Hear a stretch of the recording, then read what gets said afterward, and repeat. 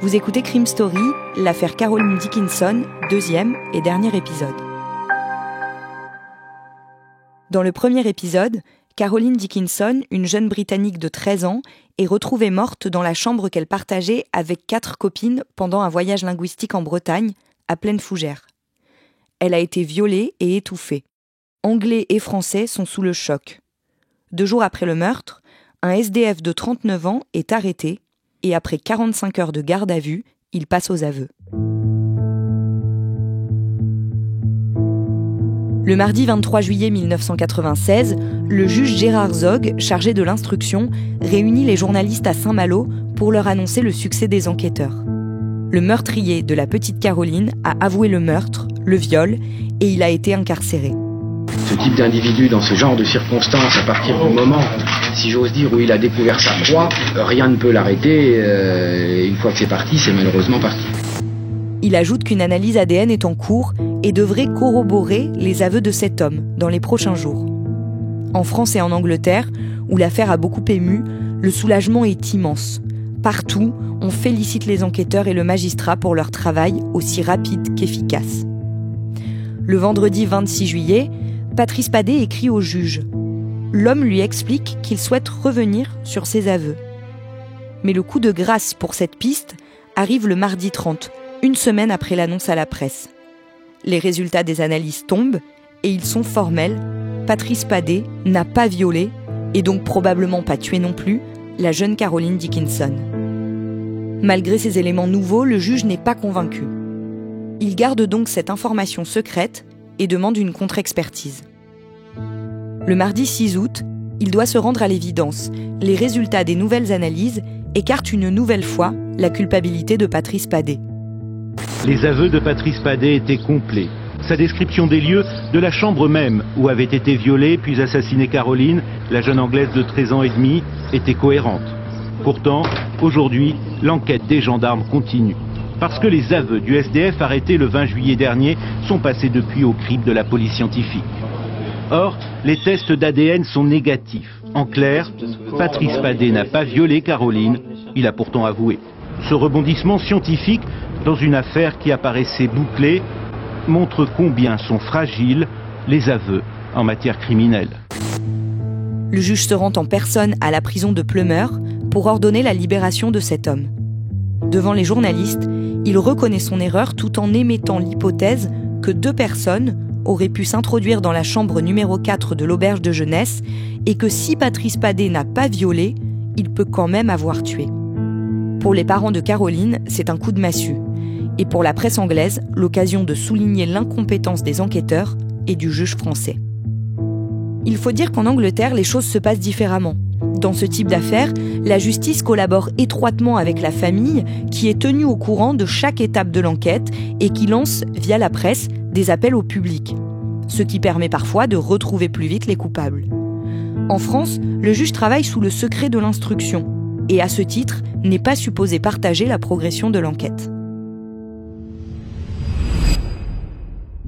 Damien Delceni, tout d'abord, cet épisode pose la question de la crédibilité des aveux en général. Alors, à l'époque, on ne parle quasiment pas de police technique et scientifique. Elle existe, mais elle en est vraiment à ses balbutiements. Donc, la reine des preuves, à ce moment-là, en 1996, dans toutes les enquêtes criminelles, ce sont les aveux. Et c'est vrai que les aveux, ils arrivent parfois après plusieurs heures de garde à vue, de pression. La garde à vue, c'est une pression.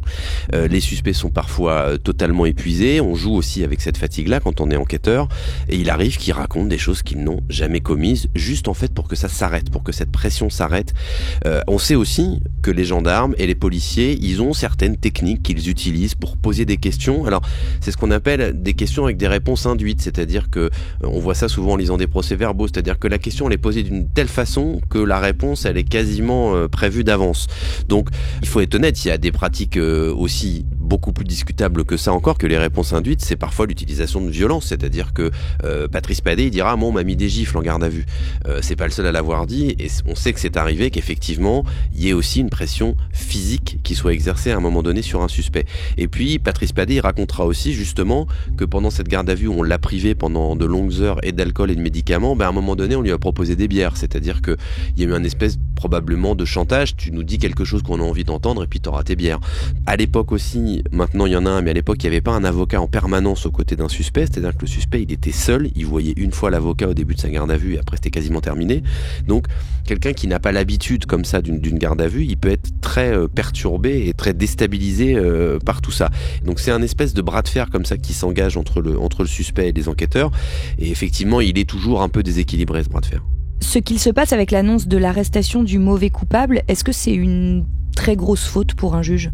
On va se replacer un petit peu dans le contexte. Ce meurtre, il intervient en plein milieu de l'été, dans une zone qui est très touristique. On a une affaire qui devient internationale avec une pression aussi des Anglais, évidemment des parents, mais des médias anglais, etc. Donc le juge et les enquêteurs, ils ressentent forcément cette pression qui est là. Et c'est vrai que ce padé avec son bandana rouge qui traîne un peu dans les rues, qui est déjà connu pour des histoires à caractère sexuel, il va tomber un peu comme un cadeau du ciel, et en plus, il va avouer le meurtre et le viol. Donc, ce qu'on peut plutôt reprocher au juge, c'est d'avoir un peu perdu sa lucidité, à un moment donné, son recul. En fait, il s'est beaucoup trop avancé. Il s'est avancé avant d'avoir le résultat des analyses ADN. Donc là, il a fait clairement une erreur, et surtout, il a perdu de sa crédibilité et il s'est affaibli pour toute la suite de son enquête. En octobre, le père de Caroline parle à la presse et il plaide pour le prélèvement de tous les ADN des hommes du village. Effectivement, le père, il est de toute façon très impliqué, on peut imaginer pourquoi, dans l'enquête depuis le début, et c'est vrai que outre-Manche, les médias, les proches ont l'impression que la justice française, elle fait pas ce qu'il faut, quoi. En gros, elle met pas les moyens qu'il faut pour retrouver le tueur de Caroline. Les tests ADN, ça se fait à l'époque en Angleterre, un petit peu à plus grande échelle que chez nous. En France, on le fait pas du tout. Il faut juste préciser encore quelque chose, c'est une technique qui est très coûteuse aussi à ce moment-là. Donc c'est aussi ça qui fait réfléchir le juge. Est-ce que ça vaut le coup de dépenser beaucoup d'argent pour tester beaucoup de personnes ? Et comment réagit le juge à cette demande ? Pas très bien, parce que les relations avec la famille de Caroline, elles sont pas bonnes depuis le début. Et ils ont beaucoup reproché de choses aux enquêteurs et aux juges au départ. Après, il y a la fausse piste padée. Le père va même dire aux médias que le juge veut même pas les recevoir, qu'il les a reçus seulement 10 minutes. On l'a dit, mais on le répète, un prélèvement à l'époque, ça coûte plusieurs milliers de francs, puisqu'on est encore en francs. C'est donc quelques centaines d'euros par prélèvement. Donc ça veut dire que si on teste des centaines, voire des plusieurs centaines de personnes, c'est un coût financier qui est très important. Et le juge, il n'a pas, à ce moment-là, envie de prendre cette option. L'enquête se poursuit, et des mois après le meurtre, les gendarmes prennent connaissance d'une affaire similaire, dans une autre auberge du département, à Saint-Lunaire, à quelques kilomètres de Saint-Malo. Le mercredi 17 juillet, la nuit précédant celle du meurtre de Caroline, un homme a été surpris entre 2h30 et 3h du matin, au pied du lit d'une autre adolescente anglaise. Réveillé par le bruit qu'il fait, ses deux copines, qui partagent sa chambre, le font fuir. 3 jours plus tôt, dans la nuit du dimanche 14 juillet, c'est dans une auberge du quartier de Paramé, à Saint-Malo, qu'une troisième adolescente britannique voit à 5h du matin un homme assis près de son lit. Prise de panique, elle hurle et lui part en courant. Ces éléments, connus de la police britannique dès le mois de juillet 1996, ne parviendront aux enquêteurs français que des mois après. Dans la presse anglaise, on fustige le travail des gendarmes. D'autant que 6 mois avant le meurtre de Caroline, le 19 décembre 1995, une jeune Française de 19 ans a disparu alors qu'elle faisait du stop en Angleterre et que les choses se sont passées bien différemment. L'affaire a été très médiatisée et traitée de façon exemplaire, avec 75 inspecteurs à temps plein pour retrouver la jeune femme. Finalement, son corps a été découvert et son meurtrier identifié et appréhendé seulement 2 mois après les faits. Les journaux britanniques exigent de la France qu'elle conduise avec la même rigueur les investigations dans l'enquête sur le meurtre de Caroline. Les tabloïds se lâchent, et l'un d'entre eux, le Sun, offre une récompense de 100 000 francs à l'époque, un peu plus de 15 000 € aujourd'hui, à toute personne qui aiderait à retrouver les assassins de Caroline. Même le très sérieux Guardian titre « L'enquête se transforme en chaos et en rumeur ». Au mois de mars 1997, John Dickinson effectue son 3e voyage en France. 8 mois après le meurtre de la jeune Caroline Dickinson, 13 ans, voyage à Plaine Fougère en Bretagne. Son père remet en cause le travail des enquêteurs français. L'enquête n'a pas avancé. Il faut que les autorités françaises comprennent bien que nous ne resterons pas sans rien faire, les bras croisés, à attendre calmement que l'enquête progresse. Il plaide à nouveau pour que des tests ADN soient effectués sur l'ensemble de la population masculine de Plaine Fougère, ce que le juge refuse catégoriquement. Le jeudi 14 août 1997, le parquet retire l'affaire au juge Gérard Zog et la confie au juge Renaud Van Ruymbeck. Qui est ce juge Renaud Van Ruymbeck ? C'est un juge qui à ce moment-là a 45 ans et qui a déjà une bonne expérience de dossiers compliqués. Il a travaillé sur l'affaire Robert Boulin, qui est un ancien ministre qui a été retrouvé mort dans des circonstances qui n'ont d'ailleurs jamais été vraiment élucidées, une affaire de meurtre dans la politique, donc quelque chose d'assez sensible. Il a aussi travaillé sur le financement occulte du Parti Socialiste en 1991, donc c'est déjà quelqu'un qui est assez expérimenté quand il arrive sur ce dossier. Il s'illustrera encore plus après dans les années suivantes quand il retournera à Paris au pôle financier où il fera l'affaire Clearstream ou l'affaire Cahuzac. Mais bon, à ce moment-là, c'est déjà quelqu'un qui a une vraie expérience et qui est un juge déjà bien habitué aux dossiers compliqués. Et alors, contrairement à son prédécesseur, il accepte de soumettre tous les hommes du village de Plaine Fougère à des tests ADN. Oui, alors, entre le 10 et le 12 octobre, sur la base du volontariat, 170 hommes âgés de 15 à 35 ans, on va d'abord faire cette tranche d'âge-là, puis ceux qui ont jusqu'à 60 ans après, ils vont tous se soumettre à des tests. Après, ce seront 500 personnes qui ont déjà été inculpées pour des faits de viol sur tout le territoire français. Donc effectivement, il va, lui, faire exactement le contraire du précédent juge, c'est-à-dire il va accepter cette campagne de prélèvement d'ADN à grande échelle, ce qui n'a quasiment jamais été fait en France jusque-là. La mairie de Plaine Fougère est depuis ce matin fermée pour procéder au prélèvement génétique sur une partie de la population masculine de la ville. La police scientifique a investi les lieux. Il s'agit des suites de l'enquête sur le meurtre de Caroline Dickinson. Cette initiative est une première judiciaire en France. Dès 8h, les volontaires pour subir ce test se sont rendus au rendez-vous. Et donc ça, en France, c'est une première. Oui, alors c'est une première et ça va d'ailleurs donner lieu à des débats éthiques et politiques puisque la Ligue des droits de l'homme, à l'époque, va inviter les personnes à ne pas se rendre à ce test. Vous imaginez si on faisait ça maintenant dans le cadre du crime d'un enfant, si la Ligue des droits de l'homme disait faut pas aller faire tester des potentiels suspects, mais à l'époque, on démarre, donc les tests ADN, on sait pas trop ce que c'est, donc il y a une vraie méfiance. Alors, sur toute la population du village de Plaine Fougère, en réalité, il y a une seule personne qui se rendra pas au test. Alors, évidemment, elle sera suspectée, mais elle sera finalement innocentée derrière. Moi, il y en a qu'une qui n'ira pas. Et puis, en fait, cette campagne, elle va être une réussite quand même, puisque finalement, tout le monde est venu et on a pu faire des comparaisons. Aussi parce que les laboratoires qui sont chargés après d'analyser les prélèvements avaient décidé de faire ça gratuitement. Le juge Van Ruymbeck dessaisit la gendarmerie de Rennes au profit de la gendarmerie de Saint-Malo. Le dossier de l'affaire de Saint-Lunaire est fusionné avec celui du meurtre de Caroline Dickinson. Pour les enquêteurs, il est presque certain que l'homme aperçu par des jeunes filles dans 2 autres auberges de jeunesse au mois de juillet 1996 est le même que celui qui a violé et tué Caroline. Et si c'est quelqu'un qui tourne autour de ces établissements, peut-être a-t-il sévi ailleurs que dans la région. Les gendarmes se mettent alors sur la piste de toutes les agressions qui ont pu avoir lieu en France, dans des auberges et dans les endroits qui y ressemblent, comme les colonies de vacances. Après avoir épluché des centaines de rapports sur ces affaires, ils en retiennent une en particulier. Il s'agit d'une agression survenue en Indre-et-Loire, à La Croix-en-Touraine, au mois de juillet 1994, 2 ans avant le meurtre de Caroline. Le dimanche 17 juillet, précisément, un homme est surpris en pleine nuit dans la chambre de jeunes Irlandaises en voyage linguistique en France. Après le dépôt d'une plainte et une enquête rapide, il est interpellé. Il dit qu'il vit à Londres, travaille comme serveur dans un hôtel et qu'il cherche un lit pour dormir. Ne trouvant rien de plus, les gendarmes le relâchent après 8 heures de garde à vue. Mais ils ont son adresse à Londres et son nom, Francisco Arce Montes.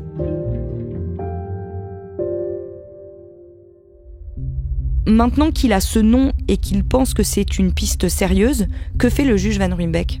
Il va envoyer le plus rapidement possible des enquêteurs français à Londres pour essayer de travailler un peu sur l'environnement de cet homme avec les policiers locaux.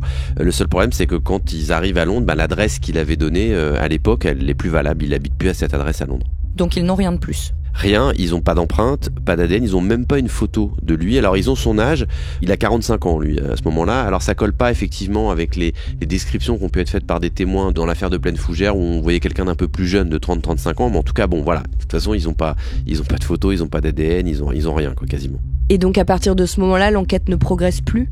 C'est-à-dire qu'une fois que cette piste-là, qui semblait intéressante, elle se referme faute d'éléments, oui, l'enquête, elle va de nouveau marquer un coup d'arrêt, d'autant plus que le juge Van Ruynbeck va partir. Il est nommé au pôle financier au tribunal de grande instance de Paris. Il est remplacé par un autre juge qui s'appelle Francis Debon, alors qui va faire ce qu'il peut, parce que là on commence à être 4 ans après les faits, donc il va envoyer tout un tas de signalements à des polices européennes pour savoir s'ils ont des faits un peu similaires, si on peut avoir des listes de suspects, mais il n'y a pas grand chose qui revient. Et puis, comme souvent dans ce genre d'affaires, on se souvient qu'au départ les gendarmes mettaient une 50aine à travailler à temps plein sur l'enquête, et là évidemment 4 ans après, il n'y a plus que 6 enquêteurs qui sont là, c'est déjà beaucoup, mais ça veut dire qu'il y a une forme de presque de résignation, à ce moment-là.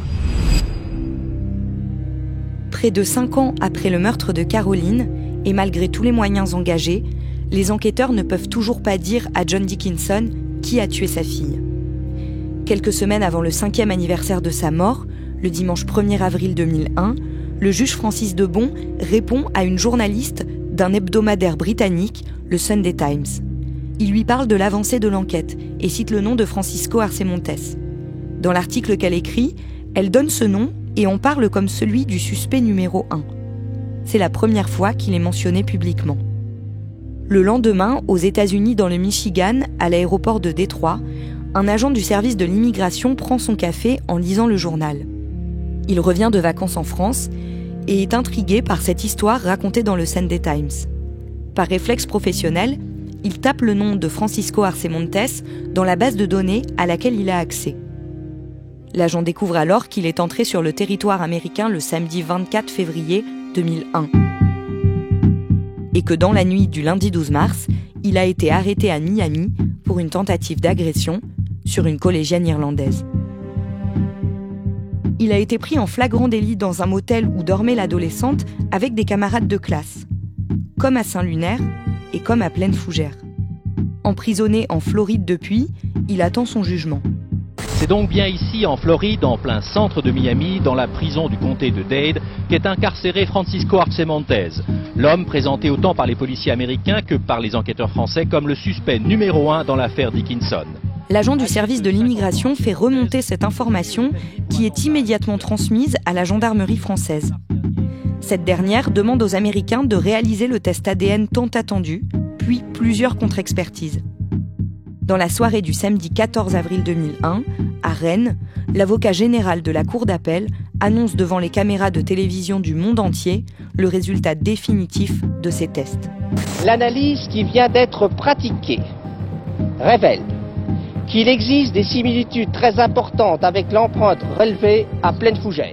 Les enquêteurs tiennent enfin le meurtrier de Caroline. Ce matin à Plaine Fougère, 5 ans après le meurtre de Caroline Dickinson, les habitants se sentent apaisés. Un grand soulagement. C'est tout. Un grand pas de la justice qui vient d'être fait. Soulagement de John et Sue Dickinson, les parents de Caroline.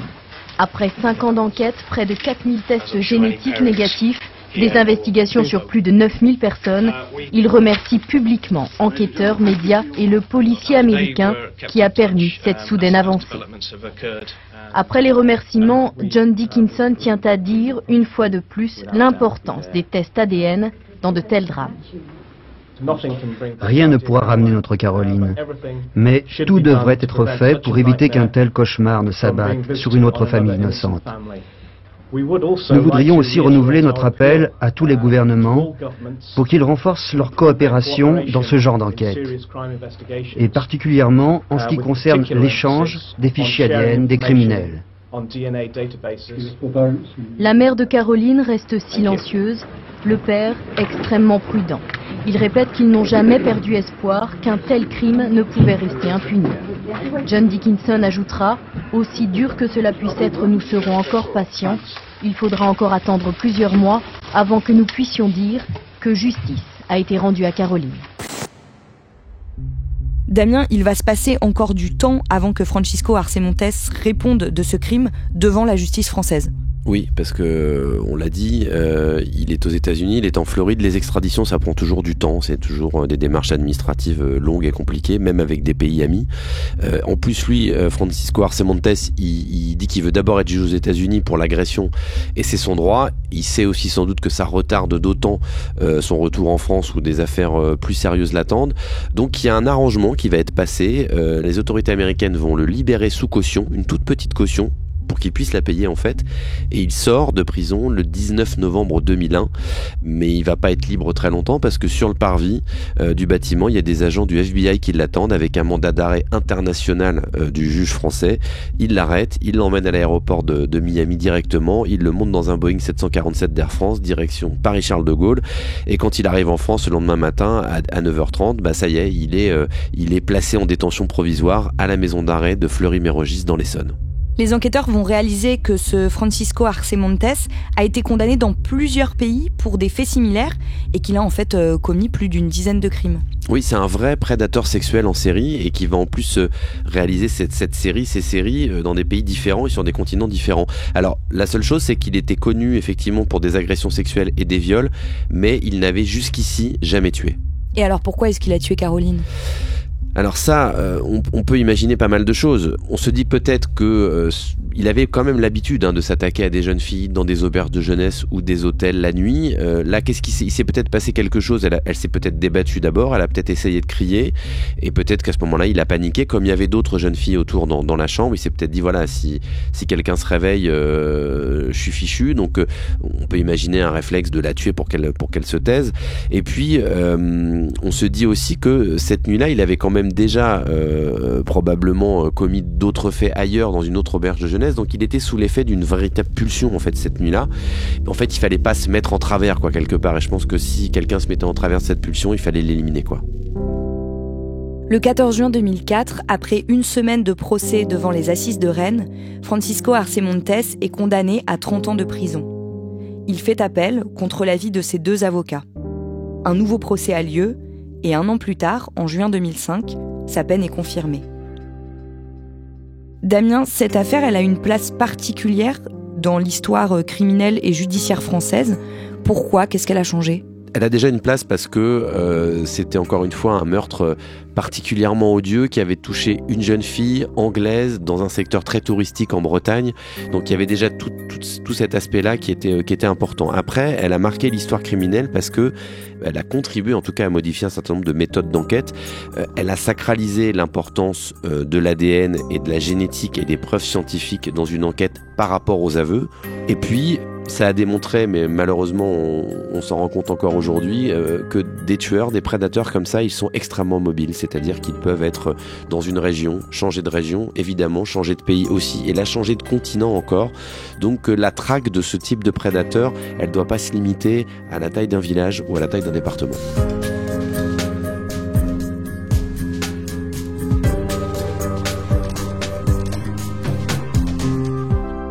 Vous venez d'écouter Crime Story, le podcast fait divers du Parisien, avec à la production Thibault Lambert et Emma Jacob, à la réalisation Julien Moncouquiol et à la rédaction en chef Jules Lavie. Un épisode raconté avec Damien Delseny et un podcast à retrouver chaque samedi sur le site leparisien.fr et sur toutes les plateformes d'écoute.